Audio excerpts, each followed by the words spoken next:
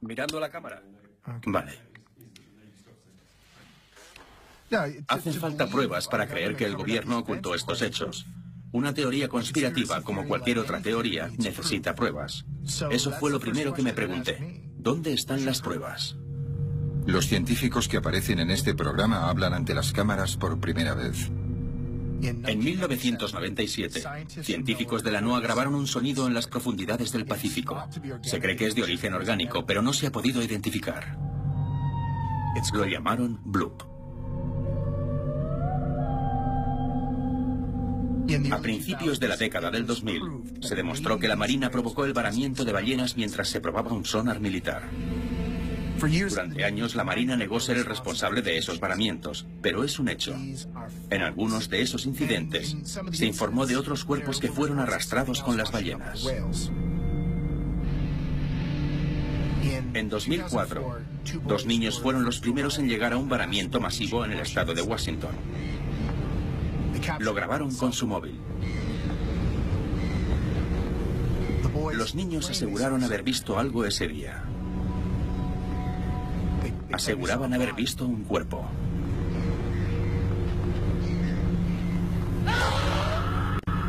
Las imágenes que están a punto de ver nunca habían sido emitidas por televisión. Declararon públicamente haber visto un cuerpo. Más tarde, cambiaron la declaración oficial y la Marina se llevó los restos que encontraron los niños. Lo sé porque fui parte del equipo que investigó ese varamiento. Porque sé lo que hizo la Marina ese día. Y creo saber lo que se llevó. Sirenas. ¿Realidad o mito?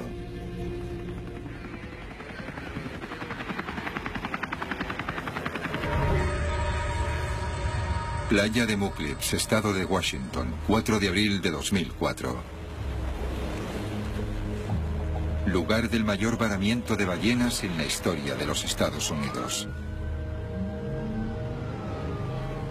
Un equipo de investigación de la NOAA, la Administración Nacional Oceánica y Atmosférica, con base en Seattle, llegó rápidamente al lugar para investigar la causa del varamiento masivo.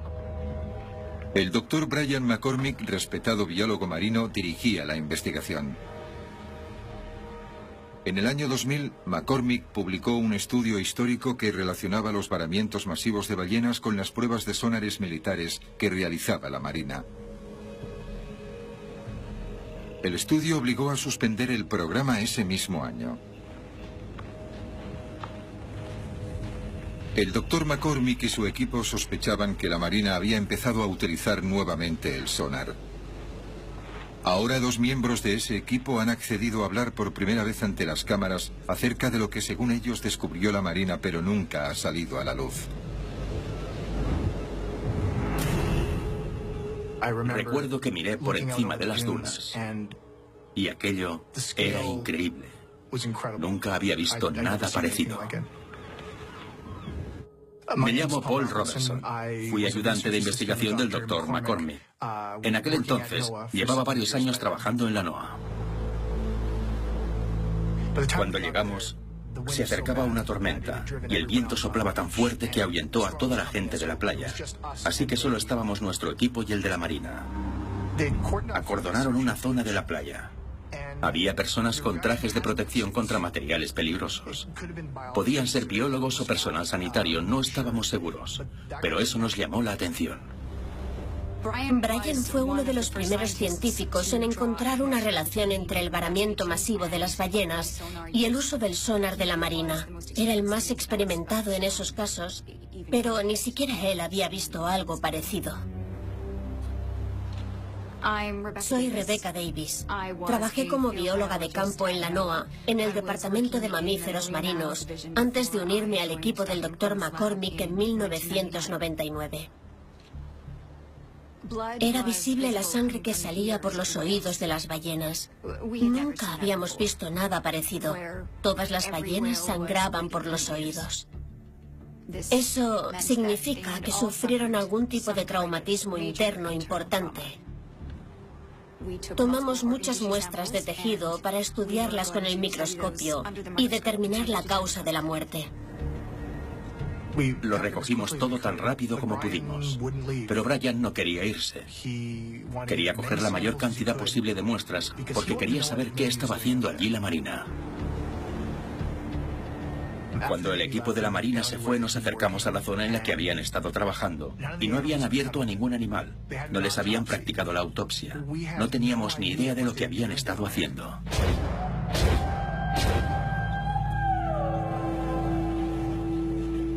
En varamientos anteriores en los que la Marina había estado implicada, el equipo de la NOAA encontró ballenas que habían muerto por asfixia. Se cree que el fuerte sonido del sonar militar ahuyenta a las ballenas hacia aguas poco profundas, donde encallan. Sin agua para soportar su gran peso, los órganos internos de las ballenas se colapsan y éstas se asfixian lentamente. El equipo de la NOAA esperaba encontrar en el análisis de los restos indicios del colapso de los órganos internos. Pero en vez de eso, encontraron otra cosa. Cuando revisamos las muestras, esperábamos ver indicios de traumatismos, porque eso indicaba el sangrado de los oídos.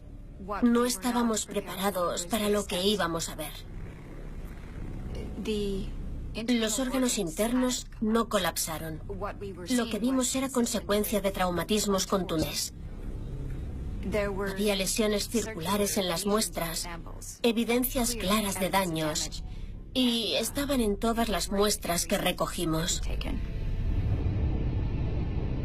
Brian propuso de inmediato una teoría: infrasonidos.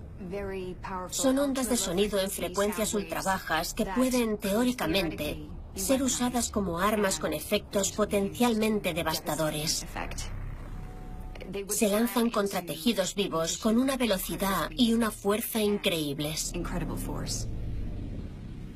El microscopio mostraba pruebas de heridas catastróficas por impacto. Heridas por impacto que creíamos estaban causadas por un nuevo sonar de la Marina. Una explosión de sonar que hizo más que ahuyentar a las ballenas hacia aguas poco profundas. Este sonar parecía matarlas. Brian sabía que necesitábamos algo más que esos tejidos para demostrar la teoría. La NOAA tenía dispositivos para grabar audio de la fauna y flora marina, hasta de la actividad sísmica. Una de esas balizas estaba muy cerca, así que sabíamos que era posible que hubiéramos grabado todo lo ocurrido. La explosión del sonar, la reacción de las ballenas, todo. Lo primero que encontramos fue el sonido de las ballenas, y era lo que esperábamos. Pero luego encontramos lo que creímos que era la preparación del sonar.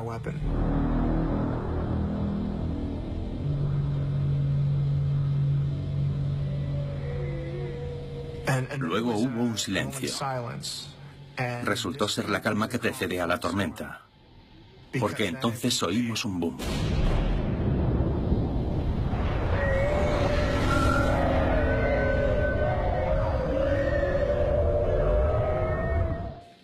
Era horrible escuchar eso.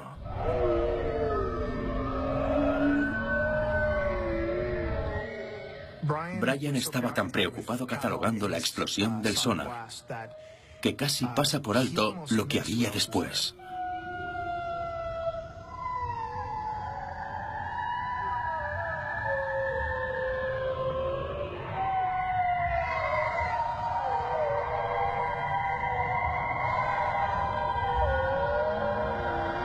Había otro sonido en la grabación. Era el grito de un animal. Nos dimos cuenta de que era un bloop, la misma criatura que la NOAA grabó en 1997. Pero, en este caso, la grabación duraba más tiempo. Es el grito animal más complejo e intrincado que he oído. No teníamos ni idea de dónde provenía ese sonido.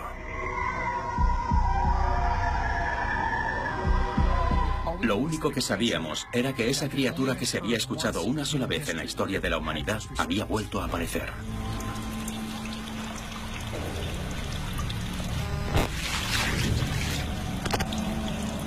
Esta grabación se realizó supuestamente en el año 2009 en unas instalaciones navales en Beaufort, Carolina del Sur.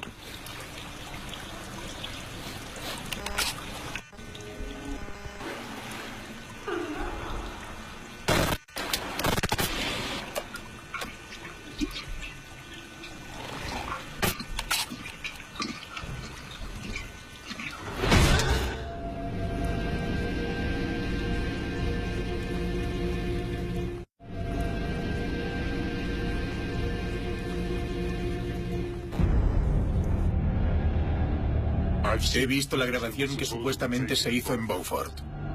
No sé si ese vídeo es auténtico o no. En realidad no me importa. La Marina mantiene un estricto control sobre toda su información clasificada, pero incluso ellos se han dado cuenta de que no importa lo que hagan para impedirlo, siempre habrá alguna fuga. Este hombre accedió a dar su testimonio para este programa con la condición de hacerlo anónimamente. Cuando hay una fuga, saben cómo controlarla.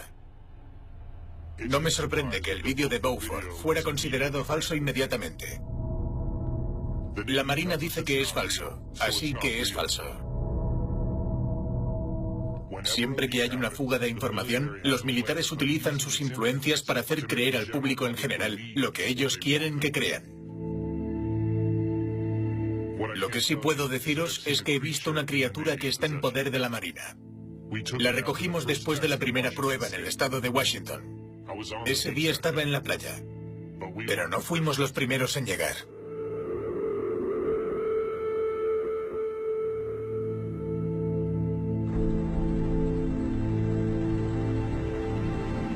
En los meses siguientes al varamiento en el estado de Washington, el equipo de la NOAA respondió a un gran incremento de varamientos masivos a lo largo de las dos costas de Estados Unidos. Se recibieron informes de masivos varamientos similares de todas partes del mundo. Los equipos de rescate trabajan contrarreloj para intentar salvar cerca de 200 ballenas piloto varadas este lunes en el sur de Australia. También han encontrado 6 delfines mulares varados, algo que según los científicos es muy poco habitual. Es el cuarto incidente de este tipo en pocos meses en la misma parte del sur de Australia, y los científicos no encuentran explicación a esos incidentes. Estaba ocurriendo en todo el mundo, así que íbamos examinando los varamientos por todas partes. Alertamos a las agencias marítimas de lo que descubrimos con las explosiones del sonar. Y empezamos a escuchar otras cosas. Informes de cuerpos arrastrados con las ballenas. Había rumores de que las ballenas arrastraban con ellas otras cosas. Y en todos los casos, las autoridades siempre estaban cerca para controlar la escena. En ese momento, lo único que queríamos era que los varamientos parasen de una vez. En algunos de estos incidentes no solo se recibieron informes de cuerpos encontrados, sino de algo más. Algo de lo que ya se había informado antes. No eran cuerpos, sino lanzas. Durante años, pescadores de aguas profundas de todo el mundo las han visto. Las encuentran en peces pescados en mar abierto. En los archivos de un informativo alemán encontramos una entrevista a un pescador que tuvo una experiencia con ese extraño fenómeno. Me llamo Hans Bauer. Crecí en el puerto pesquero de Sassnitz. He sido pescador toda mi vida. Solía trabajar en un barco de Bremerhaven. Hacíamos principalmente pesca de arrastre de bacalao y abadejo en el mar Báltico. Ya había escuchado muchas historias sobre objetos extraños encontrados en peces atrapados en mitad del Báltico. Pero en un arrastre que hicimos en las aguas profundas de la cuenca del Bornholm, lo vi con mis propios ojos. A veces, cuando subíamos las redes al barco, las encontrábamos. Los peces estaban muertos. Tenían lanzas en los costados. Lo vi varias veces. Así que en uno de esos viajes llevé mi cámara. Quería hacer fotos de las ballenas para enseñárselas a mi hijo. Fue en ese viaje, mientras subíamos las redes, vimos salir algo de las redes cuando las estábamos subiendo al barco. Entonces fui corriendo a por la cámara y pude hacer una foto.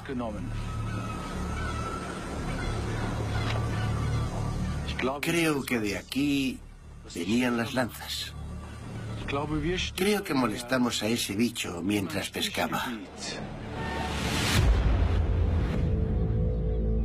Solicitamos información al Departamento de Defensa y pedimos que limitaran las operaciones de la Marina, pero no conseguimos nada.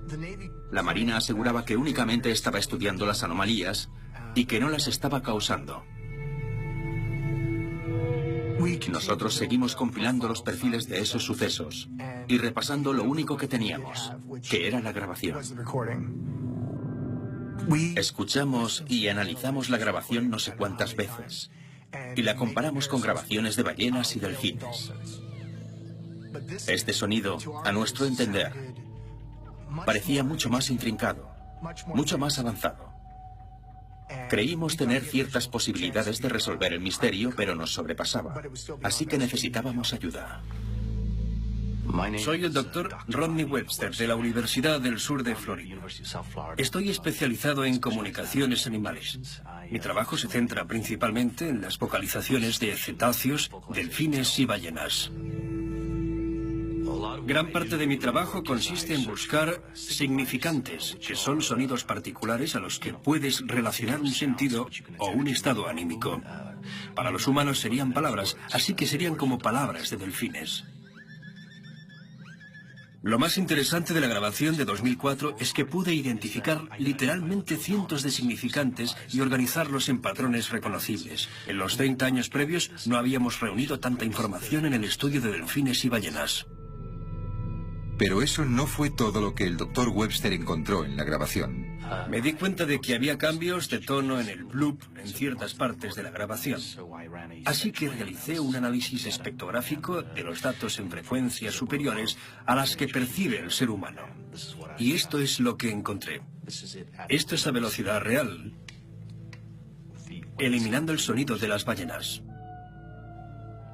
Luego ralenticé la grabación hasta una escala audible para el ser humano. Así está a un tercio de la velocidad original.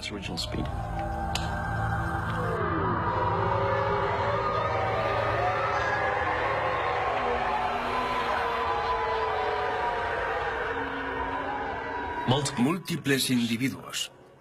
Literalmente miles de distintos significantes. Al menos media docena de huellas vocales individuales. Bien. Esto que oímos es un lenguaje. Están hablando entre ellos.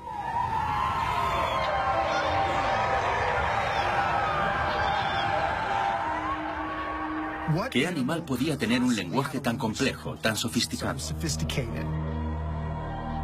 Nuestra teoría era que se trataba de una especie de delfín.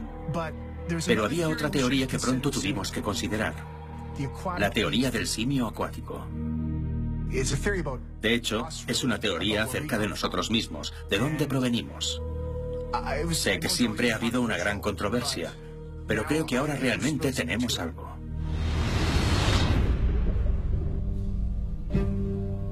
¿Por qué somos tan distintos de otros animales terrestres? Según esta teoría, es porque hubo un tiempo en que los primeros humanos pasaban la mayor parte de su vida en el mar, y el rasgo que nos hace tan distintos de otros animales terrestres es su legado de esa época. Podemos controlar la respiración como los mamíferos marinos y aguantarla más que cualquier otro animal terrestre. El récord de aguantar la respiración es de unos 20 minutos, casi el mismo tiempo que puede bucear un delfín. Comparada con los monos, nuestros parientes más cercanos, tenemos una columna vertebral mucho más flexible y tenemos membranas parciales entre los dedos que ellos no tienen. Son características de un entorno acuático. ¿Por qué las tenemos si no es para nadar? Los bebés humanos aguantan la respiración bajo el agua automáticamente, saben nadar instintivamente, mientras que un bebé de chimpancé o gorila se ahogaría. A diferencia de otros simios, nos despojamos del pelo. El pelo crea resistencia en el agua. Tenemos una gruesa capa de grasa aislante que nos mantiene calientes en el agua. Los únicos animales que nacen con una gruesa capa de grasa son los mamíferos marinos. Algunas personas están tan bien adaptadas a la vida submarina que siguen cazando en el fondo del mar y caminan a través del suelo oceánico. Los moquenes, un pueblo del sudeste asiático, pueden contraer las pupilas a voluntad para controlar la distorsión creada por el agua. De hecho, bajo el agua ven con la misma claridad que si llevaran gafas. En algunos lugares del mundo, los humanos son tan hábiles en el agua que pueden pescar sin anzuelo ni red. Son adaptaciones para la vida en el agua, pero carecemos de adaptaciones comunes a los animales terrestres. Derramamos lágrimas y sudor salino. La sal y el agua son recursos valiosos. Otros animales terrestres tienen formas eficientes de conservarlos. ¿Por qué nosotros no? Porque parte de nuestra evolución tuvo lugar en el mar. Bien, esto es solo una teoría. Pero la transición de la tierra al mar ya ha sucedido antes, está documentado. Las orcas evolucionaron de un ancestro del lobo hace millones de años. Y hay ejemplos más recientes. Hace 150 millones de años, una fracción de tiempo en términos evolutivos, un grupo de osos pardos se separó del resto de su linaje. Evolucionaron en una nueva especie. Se convirtieron en osos polares. Los osos polares son capaces de aguantar la respiración bajo el agua durante varios minutos. Han desarrollado membranas interdigitales en las patas delanteras para nadar mejor. Actualmente, ante nuestros propios ojos, están evolucionando en mamíferos marinos. Si esto está ocurriendo con los osos polares, ¿por qué no pudo pasar lo mismo con la estirpe humana en algún punto de nuestra evolución?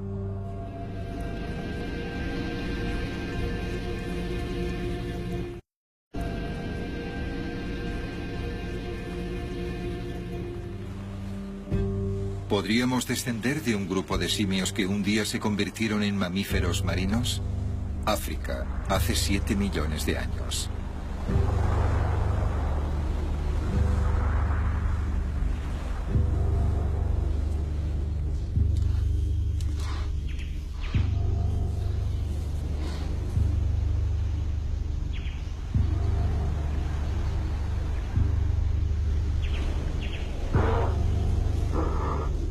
Algunos científicos creen que nuestros ancestros cambiaron los bosques por el mar. Pero, ¿qué los trajo aquí? ¿Qué les llevó hasta la orilla del mar?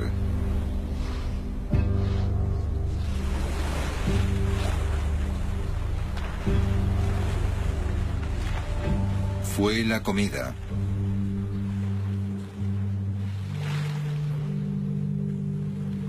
Incluso se cree que nuestra habilidad para caminar erguido se desarrolló por primera vez aquí, caminando entre las aguas poco profundas donde era fácil encontrar comida.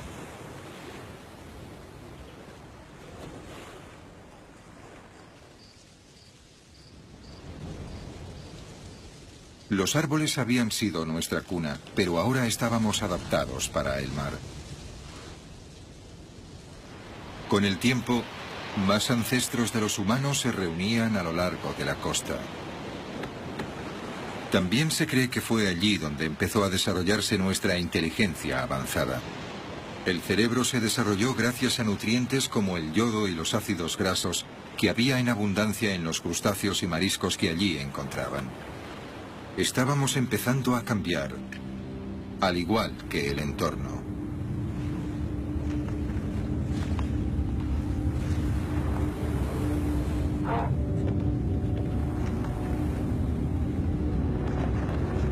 Terremotos.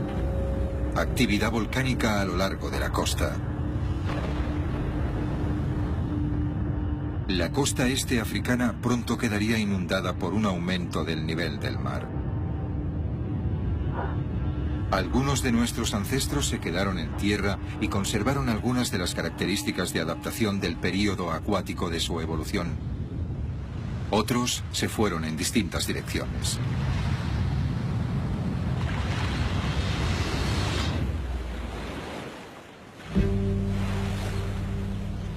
$6,5 millones de años antes.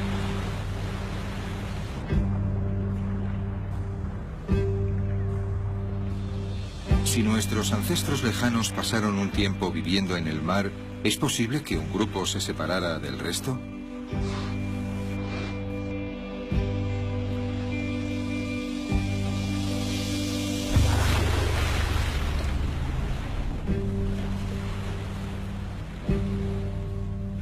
¿Que en vez de alejarse, se adentraran más en el agua?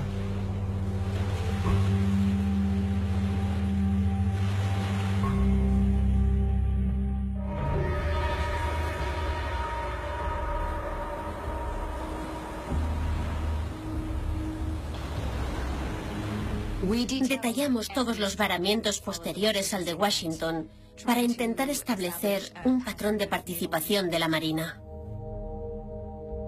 Si lográbamos demostrar que estaba afectando a una nueva especie, pensamos que tendríamos cierto poder, que podríamos obligar a la Marina a revelar lo que estaban haciendo y posiblemente impedírselo. Teníamos pruebas circunstanciales sólidas, pero necesitábamos más, y eso fue lo que obtuvimos en el varamiento de Sudáfrica. Lo que hace destacar ese varamiento es que nuestros colegas sudafricanos también lograron hacer una grabación.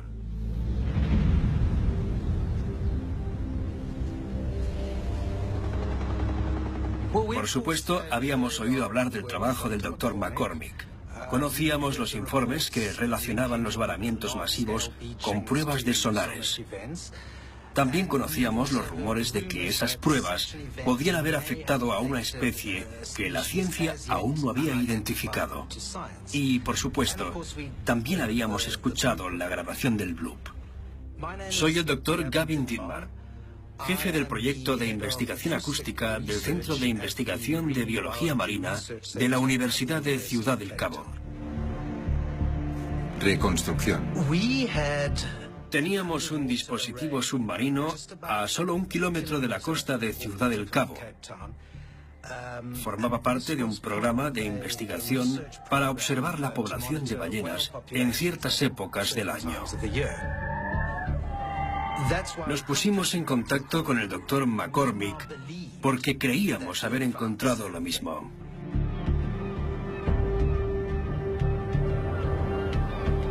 Cuando escuchamos su grabación, inmediatamente aceptamos su invitación para ir a investigarlo.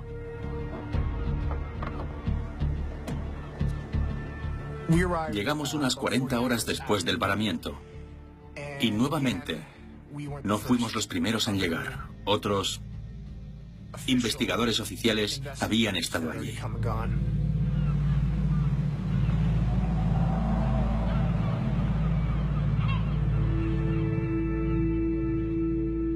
El varamiento de Sudáfrica fue el más grande desde el varamiento del estado de Washington y nuevamente encontramos los mismos patrones de traumatismos acústicos.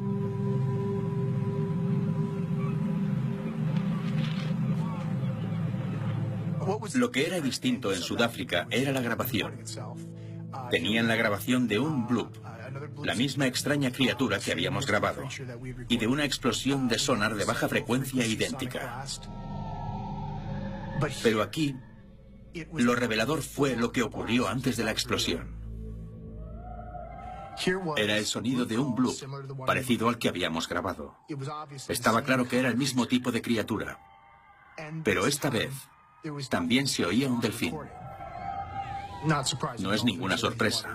Hay delfines en esas aguas y también hubo delfines varados. Pero se trataba de una comunicación. Una comunicación de ida y vuelta entre la criatura bloop y los delfines.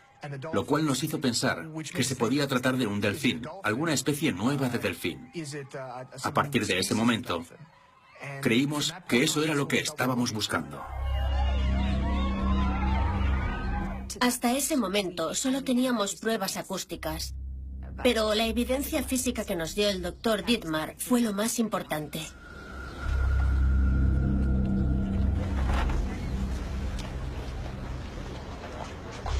Es un tiburón blanco.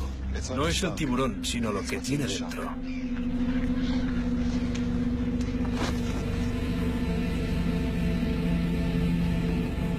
Era un desastre, y el olor era espantoso. Había partes que parecían provenir de un delfín, otras partes parecían de foca, pero no encontramos ni una foca ni un delfín. También había otras partes de un cuerpo. No teníamos ni idea de lo que estábamos observando, pero de inmediato pensamos que nos había tocado el gordo. Era algo nuevo, una nueva especie.